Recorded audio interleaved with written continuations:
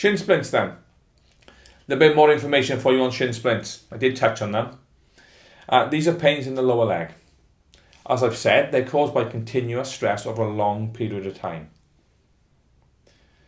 Now, in this case, it's either the tendons around the tibia which become inflamed, or, as we said, stress fractures kind of develop there, okay?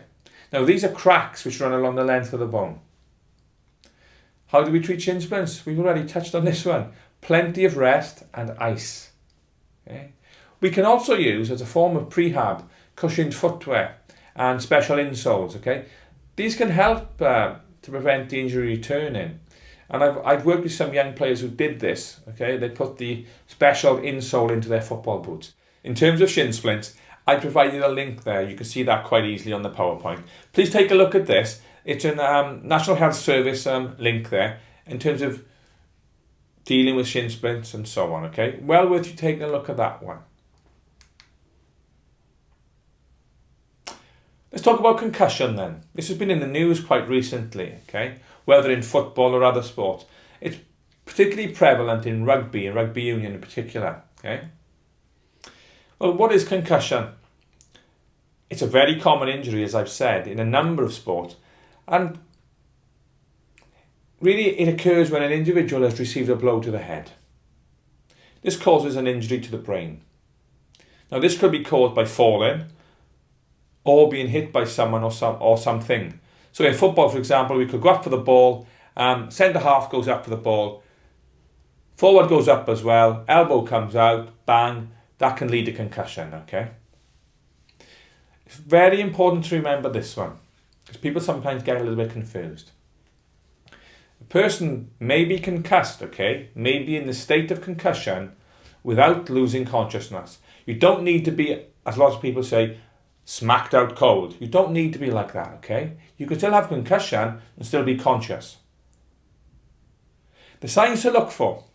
Well, these can include disorientation. The player doesn't know where he or she is, okay? They seem lost, they seem panicky. Loss of vision, tunnel vision. Vomiting, that's quite common. Paleness to the skin, okay? They suddenly lose all their colour. You imagine if you're playing football or rugby, you're running around, you're a bit red in the cheek. With concussion, they'll go almost a grey colour in my experience, okay? Check their pulse. If the pulse is very, very quick, okay, that's another sign. And of course, shallow breathing. If they're having problems with their breathing, it's very, very shallow, short and sharp breath. Concussion needs to be treated at hospital. Can't be treated on the field, okay? You need to get an ambulance to these people as soon as possible.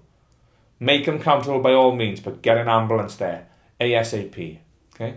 Now, with football, there's a lot of contention at the moment, okay? It's been in the news, particularly in terms of heading the ball. Now, I heard some reports on UK radio a few days ago that someone had done a research paper and they were saying the heading the ball could lead to memory loss and there was a possible link to concussion and so on. My thoughts at the time were, well, where was the paper done? Who authored it? And how much evidence did they have? I think it was on the BBC radio and on their website, okay? Didn't really have a lot of evidence for that paper. So I'd like to see that as a longitudinal study done over a long period of time. I'd like to see it compared with other papers. But we need to accept that in the news, in football, it's something we need to consider and look at, okay? I've given you a YouTube link there to youth soccer in the States, okay? Heading in youth soccer, it's a CNN link to one of their videos, one of their websites, I should say, okay? Take a look at that one.